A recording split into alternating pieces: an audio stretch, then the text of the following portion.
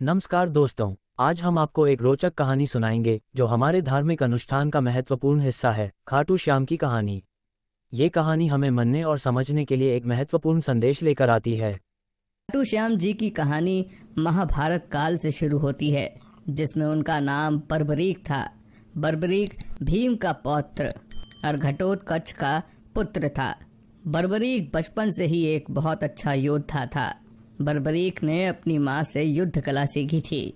बर्बरीक देवी शक्ति का बहुत बड़ा भक्त था। एक बार बर्बरीक ने देवी शक्ति की कठोर तपस्या की। बर्बरीक की कठिन तपस्या से देवी शक्ति वहां प्रकट हुई। आंखें खोलो पुत्र। प्रणाम माते।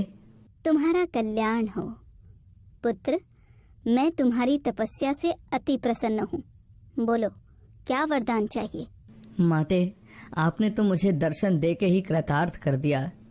अब तो बस एक ही अभिलाषा है, आप अपना आशीर्वाद मुझ पर सदैव बनाए रखिए, जिससे मैं अपना संपूर्ण जीवन दीन दुखियों की सहायता करने में व्यतीत कर सकूं। माँ, तथास्तु। तुम सदा दुर्बलों का सहारा बनोगे। मैं तुम्हें ऐसी शक्ति प्रदान करूंगी जो तीनों लोकों में किसी के पास नहीं है। पर याद रहे, तुम्हें इन शक्तियों का दुरुपयोग नहीं करना है। भगवती शक्ति ने बर्बरीक को 3 दिव्य बाण वरदान स्वरूप दिए। वे बाण अपने लक्ष्य को भेद कर वापस लौट जाते थे। इसी वजह से बर्बरीक अजय हो गया। बर्बरीक अपनी माता के पास पहुंचा और देवी शक्ति के दिए हुए वरदान के बारे में उन्हें बताया। माँ, मैं भी कौरव पांडव के युद्ध में जाना चाहता हूँ। मेरे युद्ध में जाने की बहुत इच्छा है माँ। पुत्र बर्बरीक, मैं जानती हूँ तुम एक महान योद्धा हो, इसीलिए मैं तुम्हें रोकूंगी नहीं। पर मुझे वचन दो कि तुम्हारे का सहारा बनोगे। तुम युद्ध में हारने वाले की तरफ से ही लड़ोगे। मैं आपको वचन देता हूँ माँ कि मैं युद्ध में हारने वाले की ही तरफ से लड़ाई करूँगा। अपनी माँ को वचन देकर बर्बरीक ने घोड़ी पर सवार होकर और देवी शक्ति के दिए हुए 3 बाणों को लेकर रवाना हो गया। भगवान कृष्ण तो अंतर्यामी हैं, वो ये सब लीला होते हुए देख रहे थे।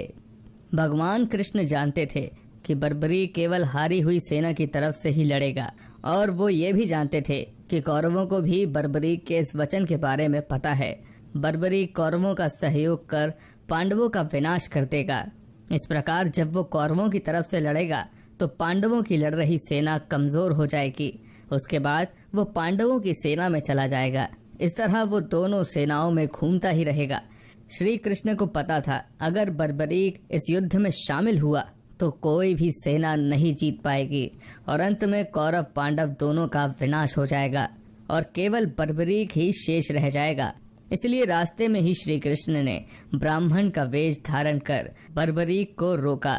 बर्बरीक को रोकने का अब एक ही उपाय है, मुझे बर्बरीक से उसके शीश का दान मांगना होगा। श्री महावीर योद्धा, तुम कौन हो? ये कुरुक्षेत्र की रणभूमि है। तुम कौरवों और पांडवों के युद्ध में क्या कर रहे हो? हे ब्राह्मण देव, मैं घटोत्कच का पुत्र बर्बरीक हूँ। मेरा प्रणाम स्वीकार कीजिए। मैं महाभारत के युद्ध में सम्मिलित होने आया हूँ। ऐसा कैसे हो सकता है पुत्र कि तुम मात्र 3 बाण से युद्ध में सम्मिलित होने जा रहे हो? ब्राह्मण देव, ये बाण कोई साधारण बाण नहीं है। इनमें से मात्र 1 बाण भी शत्रु सेना को परास्त करने के लिए पर्याप्त है, और ऐसा करने के बाद बाण वापस तरकश में ही लौट आएगा। अच्छा, तो फिर इस पीपल के पेड़ के सभी पत्तों को छेद कर दिखाओ जरा। बस इतनी सी बात ब्राह्मण देव, अभी किए देता हूँ। बर्बरीक ने ब्राह्मण रूपी श्री कृष्ण की चुनौती स्वीकार कर ली। बाण ने अपने लक्ष्य से तुरंत छूटते ही सारे पत्तों को भेद डाला और वापस आकर ब्राह्मण रूपी श्री कृष्ण के पैरों के आसपास चक्कर काटने लगा, क्योंकि उन्होंने भी एक पत्ता अपने पैर के नीचे छुपाया था। ब्राह्मण राज, अपना पैर यहाँ से हटा लीजिए, वरना ये आपके पैर को भी भेद देगा। ये तीर अपने लक्ष्य को पूरा किए बिना तरकश में नहीं लौटते हैं। बर्बरीक के तीर अचूक हैं, लेकिन अपने निशाने के बारे में खुद बर्बरीक को भी पता नहीं रहता है। असली रणभूमि में अगर मैं सभी पांडव भाइयों को अलग अलग कहीं छिपा भी दूं ताकि वो बर्बरीक का शिकार होने से बच जाएं, तब भी बर्बरीक के तीर किसी को नहीं छोड़ेंगे। इन अचूक तीरों से कोई भी नहीं बच सकता है। हे वीर योद्धा, मैं तुम्हारे साहस की सराहना करता हूँ। मैं तुमसे दान स्वरूप कुछ मांगना चाहता हूँ। ब्राह्मण राज, अगर मेरे वश में होगा तो मैं आपकी इच्छा स्वरूप दान की अभिलाषा जरूर पूर्ण करूँगा। मैं वचन देता हूँ ब्राह्मण राज, आप मुझसे दान में जो भी मांगेंगे मैं आपको मना नहीं करूँगा। मुझे तुम्हारा शीश दान चाहिए पुत्र, क्या तुम ऐसा कर सकते हो? आप कौन हैं? मुझे अपना परिचय दीजिए। आप मुझे ब्राह्मण नहीं दिखाई देते, कृपया करके मुझे अपने वास्तविक रूप से अवगत कीजिए। बर्बरीक की प्रार्थना करने पर भगवान कृष्ण अपने रूप में आ जाते हैं। बर्बरीक उन्हें प्रणाम करता है। वासुदेव कृष्ण, आप स्वयं मेरे शीश दान की अभिलाषा हेतु आए हैं। बर्बरीक, युद्ध भूमि की पूजा के लिए एक वीर वर क्षत्रिय के शीश दान की आवश्यकता होती है और तुम महावीर महायोद्धा हो, अतएव मैं तुमसे शीश दान मांगता हूँ। हे वासुदेव कृष्ण, मैं आपको अपना शीश अवश्य दूंगा, पर मेरी दो इच्छाएं हैं।